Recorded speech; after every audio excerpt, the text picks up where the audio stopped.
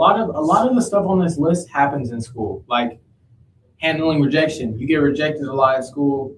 Like you ask somebody, like you ask people for stuff or ask somebody for something, and they could say no easily. Vaping happens a lot in school. So that I guess you could. There is some drug use done in school. Yeah. Screen addiction.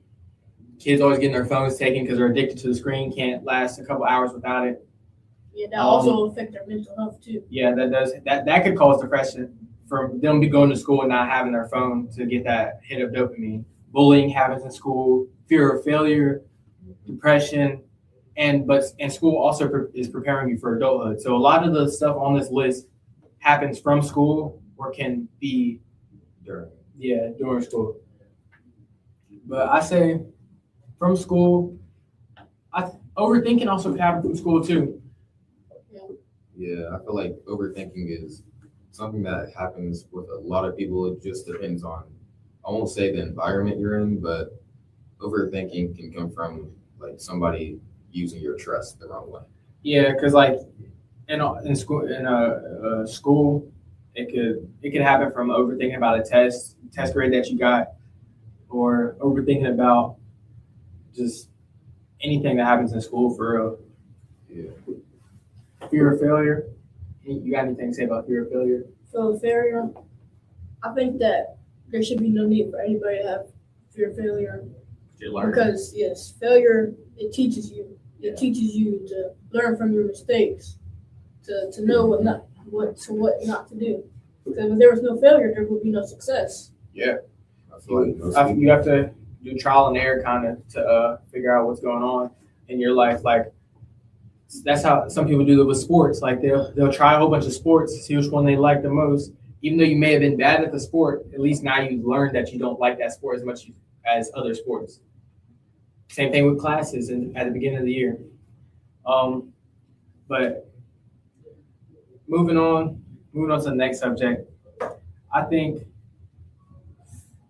a lot of students and young adults struggle with getting a job. I think that getting a job isn't as hard as most people make it out to be. Like it's really just showing up and presenting yourself and allowing yourself to look the part pretty much. Yes, and a lot of people think that you can just go up to a job and you just get it on the spot. Yeah. You have to sometimes you have to show them that you really want that job. Yeah. Like keep showing up, keep telling them that you're ready for the interview. Keep getting it scheduled. Make sure to fill out a job application. If one of your friends works there, have them put in a good word for you. Show that you actually care, like, and that you're trying to reach out. Yeah. I say saving money is also a big deal with young teenagers and young adults, because if people save their money, when you get to a certain age, if you were to save at least 20-30% of everything that you make, you would have a lot of money just off of that. By the time you get to your 40s, 50s, you would have a lot of money just off of that. I also think investing, like putting your money into savings accounts and investing into like different things could also help by the time you get older. Like it'll help you to just have a backup plan already made for whenever you're going into retirement, anything like that.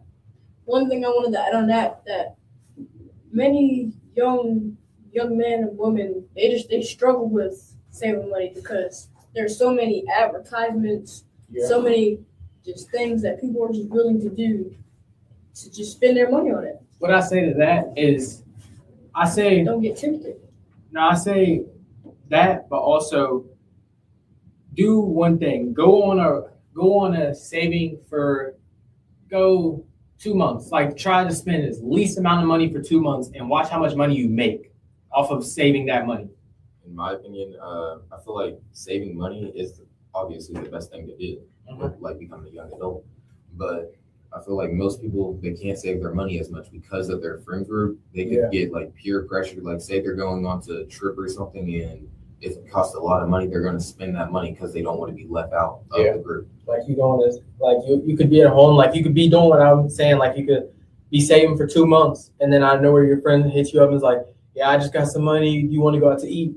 And you like, of course you're gonna be like, yeah, I do want to go with my friend. I haven't seen him in a little bit, but like sometimes you have to learn like the power of no. No is a really strong word. Or if you do decide to go, make sure that you get something cheap, so you're still somewhat saving.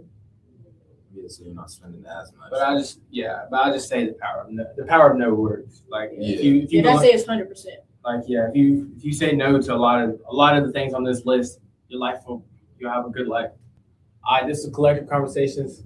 I'm your host Bray. This is Cardi, and that's Day Day.